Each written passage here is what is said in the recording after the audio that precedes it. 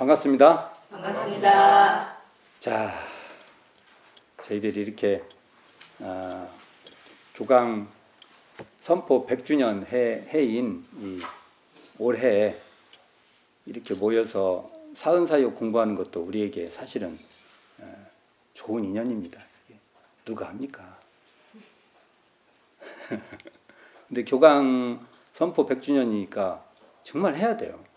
사은사여도 해야 되고 사막팔조도 우리가 올해 하는 것은 의미가 있죠. 100주년이니까.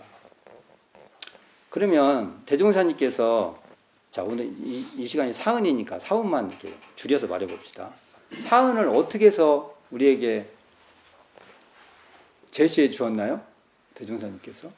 대종사님께서 그 대각의 과정에서 이 쇠락한 그 마음의 경지에서 우리에게 제시해 주신 거예요. 맞죠? 그러면 우리는 우리 마음이 텅 비고 고요하면 무엇가 확 알아야 되냐? 사은을 알아야 돼요. 천지은이 뭔지, 부모은이 뭔지, 동포은이 뭔지, 법률은이 뭔지 이렇게 알아내야 드러나는 겁니다. 마음이 청정하니까 마음이 텅 비면 공하면 만상이 자연하다, 만상이 분명하다 하면은데 이렇게 되면 뭐 아는 것 같이 얘기해요. 대종사님 말한 그 만상은 뭐냐면요, 사은의 도예요. 이 얘기를 어디서 합니까? 이 얘기는요, 소대산 대종사님밖에 안 해요. 다른 데서 별 말을 다 해도요, 이 말 못합니다. 이게 대종사님의 대원정각입니다. 우리가 여기서 이것을 우리가 안 해버리면요, 대종사님 법을 그냥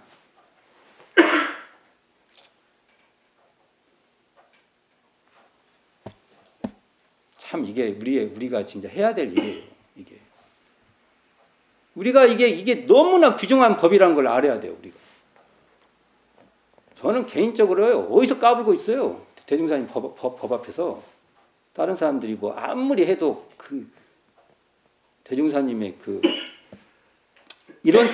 이런쌍의 마음에서 드러내주신 이 사은사요 사막팔조를 어디다가 비교를 합니까?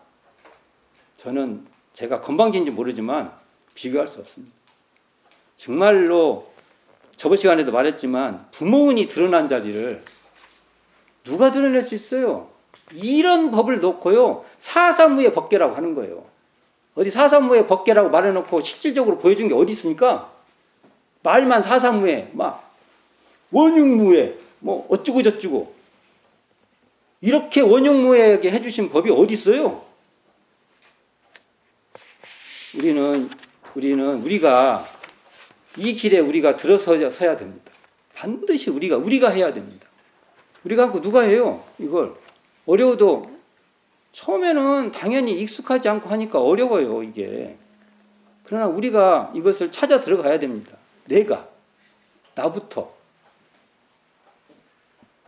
저는 이 일은 우리가 정말 포기할 수 없다고 봅니다.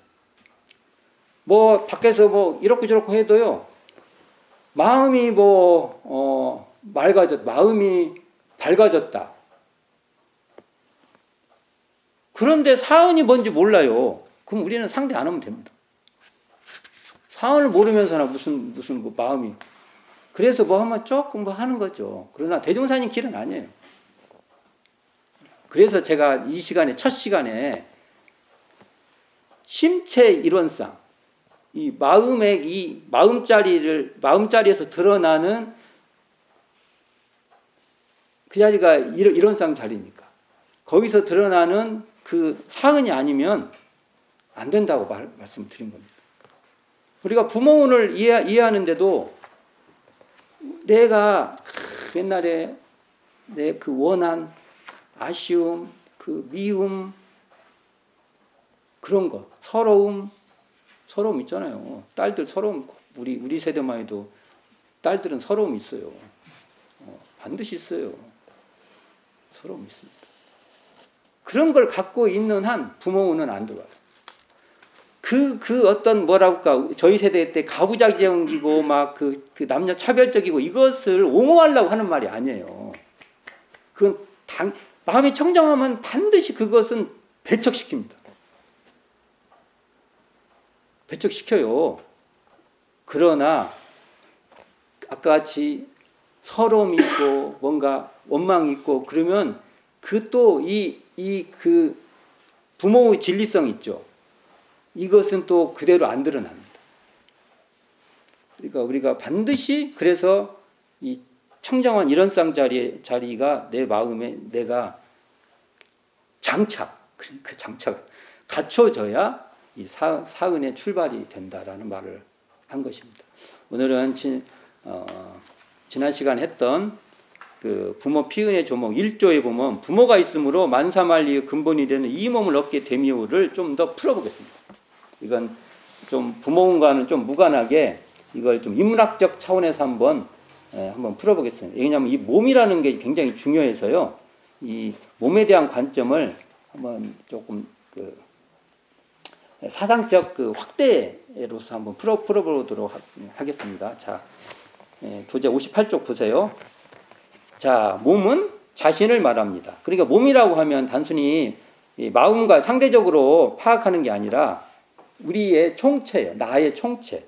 그러니까 육군의 총합이다. 그러니까 몸은 마음과 분리될 수 없는 통합적인 것이다. 이게 비유인데 만약 이거 몸과 마음을 비유해서 한다고 하면 몸이 1층이라고 하면 아래층이라면 마음은 위층. 근데 이걸 이렇게 설명을 해보냐면요. 이 1층이 없으면 2층도 없어요.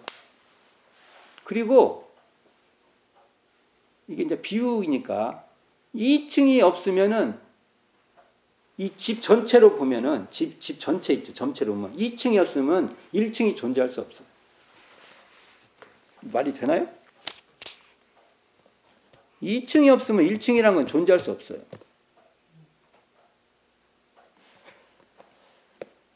아들이 없으면요, 아빠는 없어요. 우리는 아빠가 있어야 아들이 있다고 생각하죠? 아니에요. 아들이 없으면 아빠 없습니다.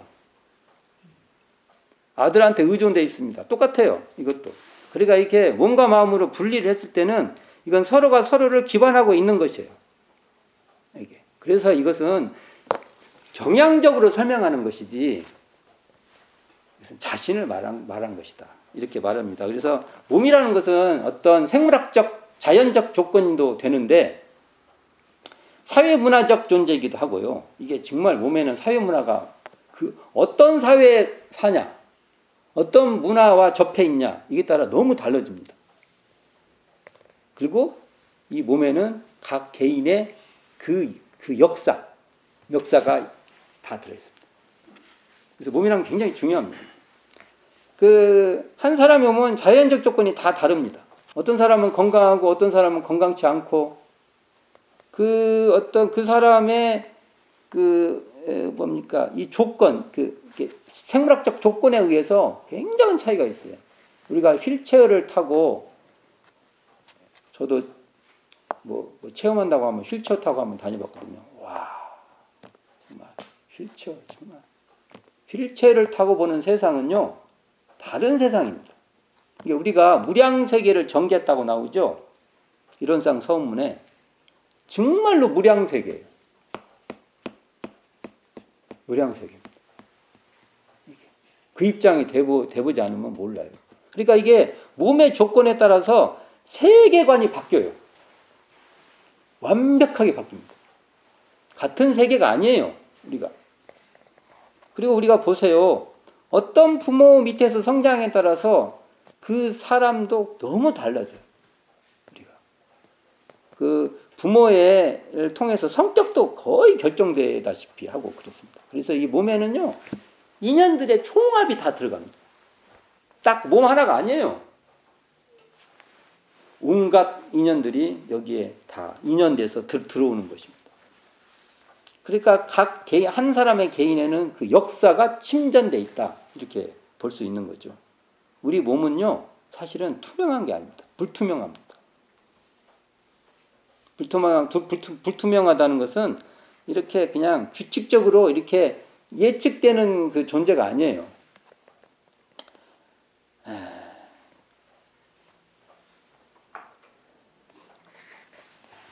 우리가 투명하다는 건 이런 겁니다. 내가 불투명한지 자각할 때 그때를 투명하다고 하는 겁니다. 투명한 게 따로 있는 게 아니에요. 불투명이 있고 투명이 있고 이게 아니에요. 우리의 존재는요, 이렇게 늘 이렇게 그냥 이렇게 직선같이 이렇게 되는 존재가 아니에요. 굴곡 속에서 만나고 막 그래요. 그러니까 이게 참 곤란해요, 이게. 우리 인간이란 그런 거죠.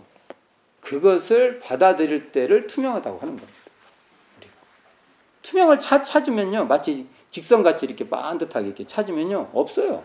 그런 거. 없다고 봐야 됩니다. 프랑스 현대 철학자인 메를로 뽕띠가요, 이런 것을 한마디로 함몰이라 주름이라고 말했습니다. 함몰은 뭐냐면 사과가 이렇게 있으면 사과가 이렇게 상처가 있지 않습니까? 그럼 이게 들어가지 않습니까? 이게 인간을 우리의 삶을 그런 걸 보는 거예요. 그리고 이렇게 제가 오늘 이거는 새 옷인데 이거 이제 뭐 어디 입고 다니면 뒤에 주름 잡히고 막 그러지 않습니까? 그렇죠? 그게 역사가 있죠. 주름이 잡혀야 이제 역사가 여기에 새기는 거지 않습니까? 때도 좀 묻고 또 이렇게 그러지 않습니까? 그러니까 우리가 사람을 만난다는 것은요, 이런 거예요. 그 사람의 역사가 있는 거예요. 그냥 쉽게 봐서는 안 돼요. 그 사람의 아픈 역사도 있는 것이고요. 그 사람의 그 성장사도 있는 것이고요. 많은 것이 있어요. 그 사람한테는. 그래서 우리가 상담을 한다는 것은요, 그 함몰과 주름을요, 좀 이렇게 이렇게 펴서 우리가 이해해 보는 겁니다. 상담을 잘하는 사람들은 그런 걸 잘하죠. 이렇게 함몰되어 있고 주름져 있으면 잘 안 보이지 않습니까? 근데 대화를 하면서 이것을 하나씩 펴보는 거죠. 저러시는구나. 저런 역사가 있구나. 그래서 이제 이해도 하고, 또 설득시킬 것은 설득도 시키고, 같이 공감할 건 공감도 하고, 그런 거죠. 또 안 될 건 안 되고, 그건 할 수 없다. 그런 거 아닙니까? 그래서 이게 개인의 역사를, 이게 몸이란 건 그 개인의 역사가 침전되어 있다고 하잖아요. 이게 우리가 하나의 몸이라는 게 이렇게 중요하다고요. 몸이라는 게.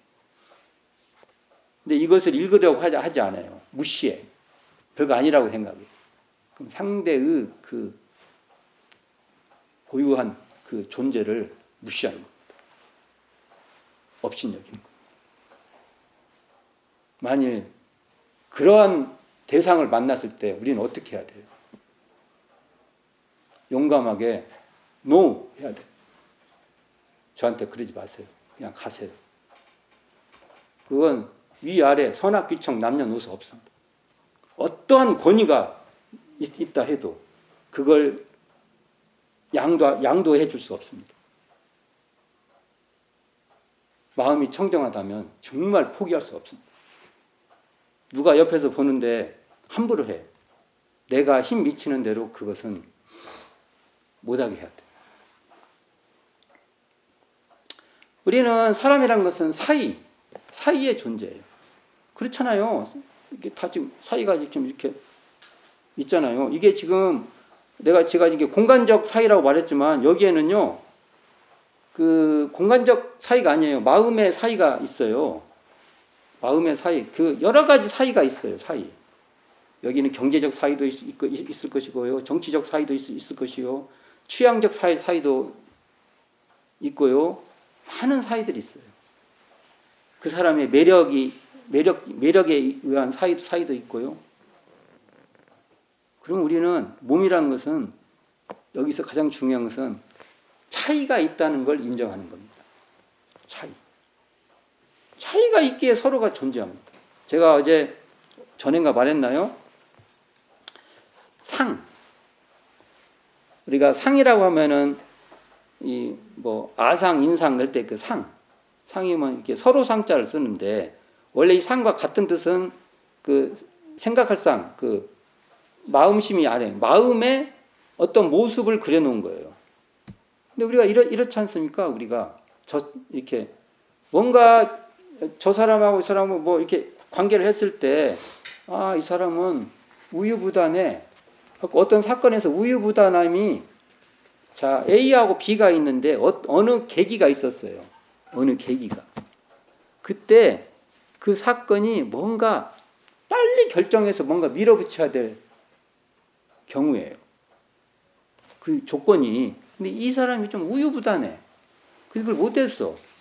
그러다 보니까 이 사람은 무능해. 이렇게 이렇게 한번 이렇게 됐어요. 그럼 우리가 이제 그게 우리 마음에 이렇게 모습이 이렇게 그려져요. 그려지죠. 그럼 마음이 청정한 사람은 어떻게 해야 돼요? 그 상황에 그렇게 됐다 이렇게 이해하면 돼요. 그 상황에 그 사람 성격하고 그 상황이 잘 안 맞았다. 그래서 뭐 일들이 잘 안 됐다. 이렇게 이해하면 되는데 우리는 어떻게 하냐? 그것을 딱 고정시키죠. 이렇게.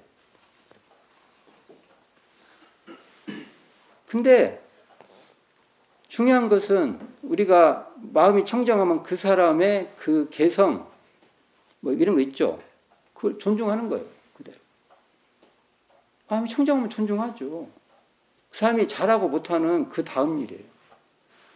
그걸 극복해서도 잘할 수도 있고 그걸 극복하지 못해서 그럴 수도 있고. 그러면 그렇게 해서 그게 잘 안 된 거예요. 그게.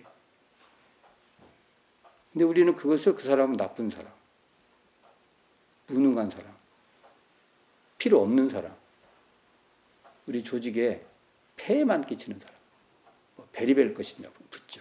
거기에. 그러니까 참 이게 정신 차려야 됩니다. 우리가.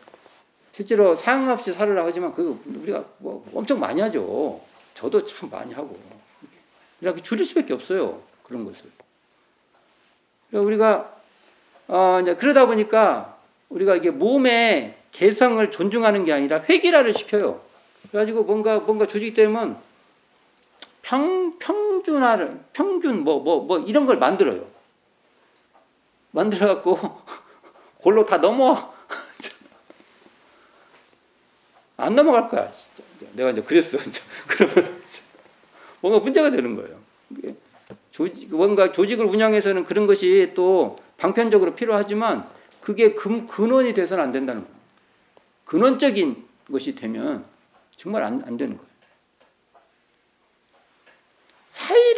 그러한 그 차이나 사이를 인정하지 않고 없애버리고 획일화시키려고 하는 사람은 뭐냐면 어떠한 존재가 다른 존재를 종속하고 지배하려고 하는 그러한 욕망이에요.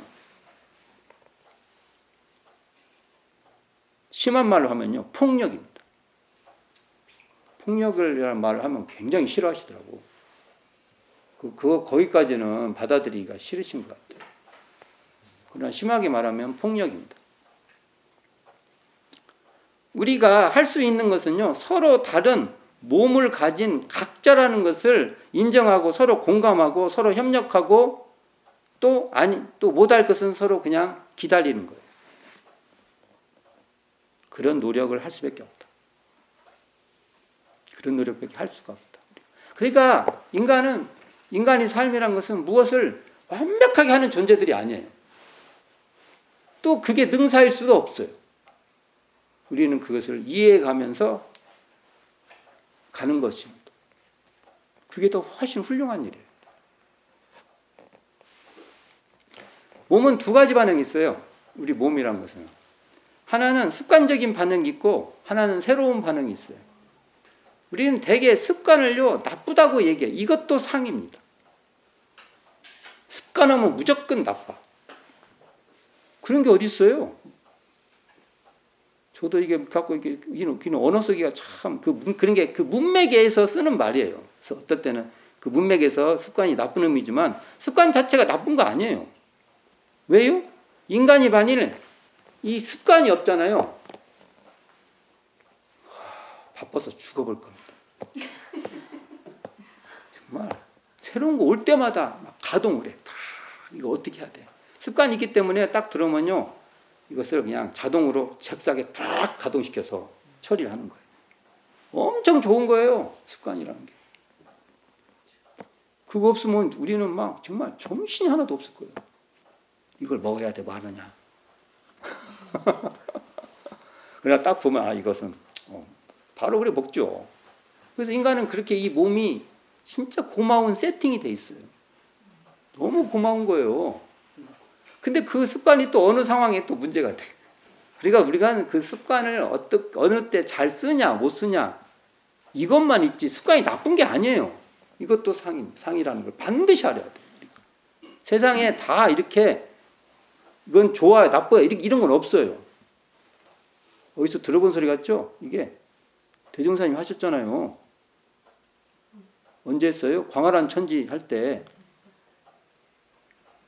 그렇잖아요.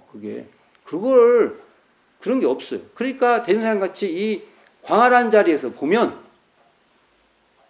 습관도 좋은 거예요. 우리는 두 가지가 있잖아요. 습관적인 반응하고 새로운 반응이 있는데 이게 몸에 이렇게 익숙해져서 이렇게 어떤 그 습관적 패턴이 찹싸게 처리를 하는 거예요. 이것을 육화된 의식이라고 합니다. 의식인데 육화돼 있어. 이거 없으면 너무 힘들게 삽니다. 우리가. 이거 없으면. 그런데 이것에만 또 하다가 보면 이제 그렇게만 해. 이럴 때 이제 요게 문제가 되는 거예요. 이게. 그래서 또 이제 새로운 것은 또 새로운 것대로 또 우리가 이렇게 각성을 일으켜갖고 습관대로 안 하고 해야. 우리는 몸이라는 것은 습관적 패턴하고 새로운 것을 각성하는 패턴을 우리는 다 갖고 있어요. 얼마나 좋은 거예요. 우리 이게 이제 사용을 광활한 천지 그 자리에서 이걸 잘 사용하면 되는 겁니다. 그리고 몸의 습관을 이렇게 저주하지 마세요. 저주하는 순간 자기를 자학하는 거예요. 광활한 자리에서 이걸 육화된 의식은 육화된 의식대로 잘 사용하고 새로운 것을 각성해서 파악할 거는 그 사용하고 이게 대종사님이 다 그것을 은이라고 하지 않습니까? 은혜의 세상이라고. 그러니까 결국은 몸은 그 사람의 역사인 겁니다. 이렇게 모든 것이 다 들어가 있다는 거죠. 이런 존재들이 서로 만나니 이게 잘 바로바로 그냥 말하면은 맞아요 이렇게 하겠어요? 안 하는 게 정상입니다. 잘 안 해. 이렇게 가지고 있는 게 정상이에요. 너무 잘하면 이상하게 생각해요. 저 사람이 나를 둘려먹으려구나? 이렇게.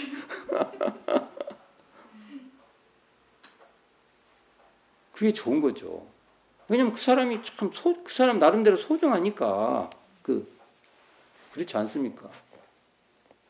우리는 배운 사람은 또 배운 사람 입장으로 안 배운 사람, 못 배운 사람을 또 뭐 별거 없는 줄 알아. 안 그래요.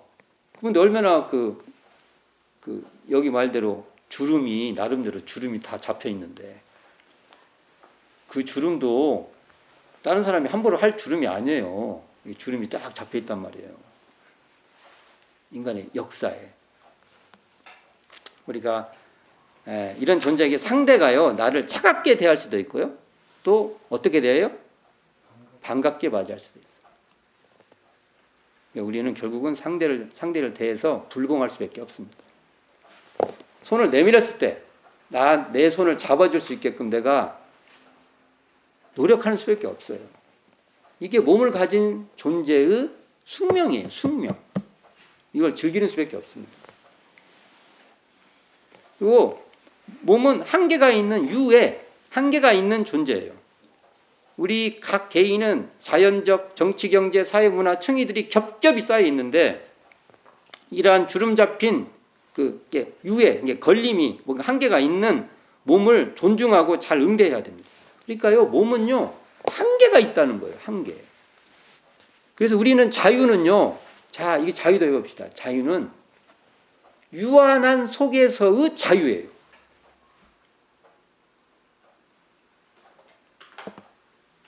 무한한 자유가 아니에요. 이것도 착각하면 안 돼요. 마음의 자유를 얻는다고 하니까 그러니까 고민을 한 거예요. 왜? 자유로워야 되는데 몸을 가지는 한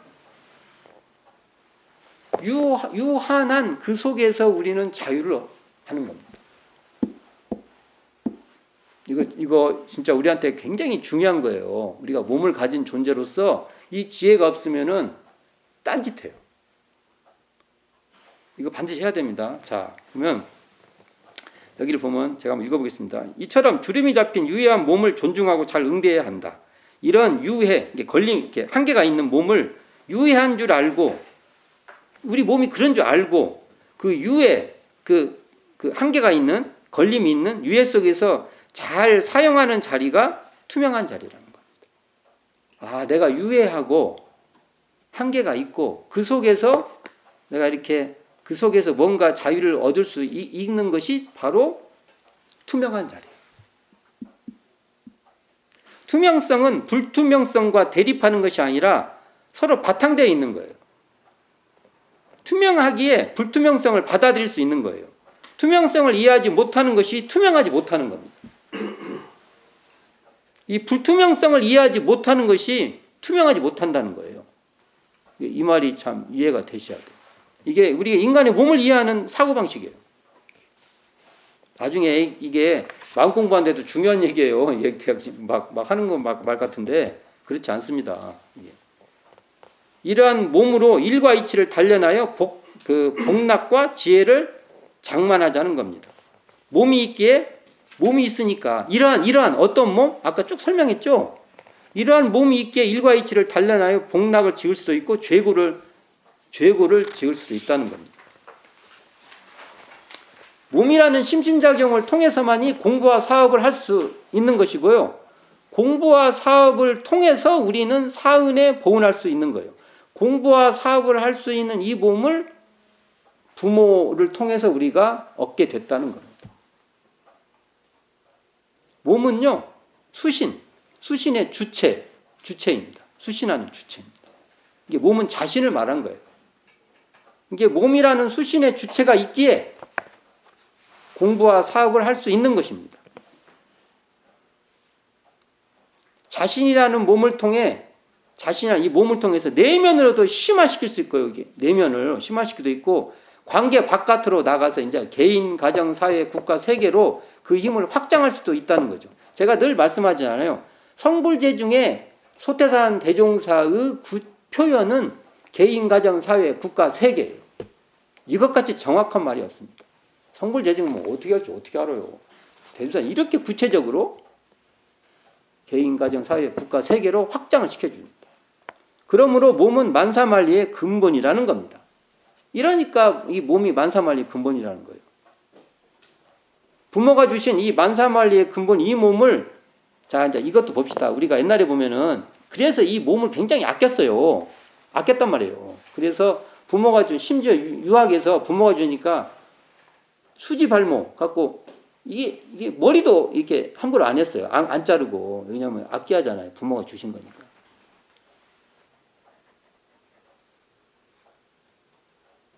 이건 이제 소극적인 보신입니다.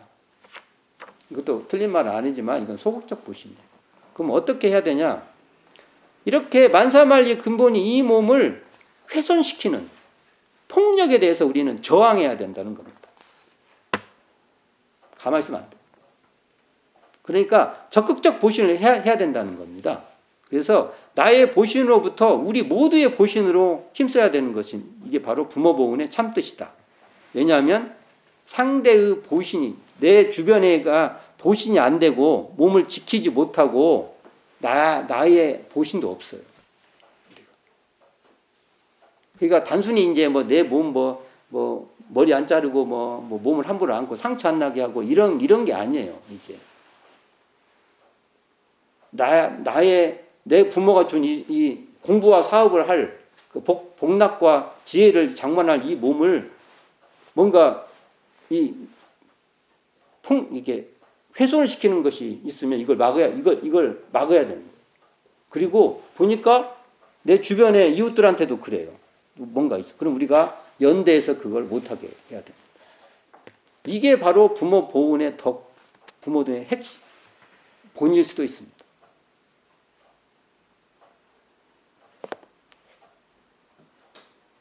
부모 피운의 조목 1조인 만사만리의 근본이 되는 이 몸에 대해서 인문학적 사유로 막 얘기해봤어요. 몸이 뭐가 많죠. 근데 이 몸에 대한 이해를 우리가 할 필요가 있습니다. 너무 단순하게 이 몸은 굉장히 중요한, 어찌 보면 이 몸이란 건 철학적 주제예요. 이것같이 중요한 주제도 없어요. 몸을 어떤 몸이냐 이해하냐에 따라서 우리의 공부의 태도, 상대를 보는 태도 또 달라집니다. 그래서 또 한번 생각을 해보시고, 오늘 제가 말씀했는데 교재에 있으니까 읽어보시고 생각해 보시기 바랍니다. 자, 오늘은 여기까지 하도록 하겠습니다.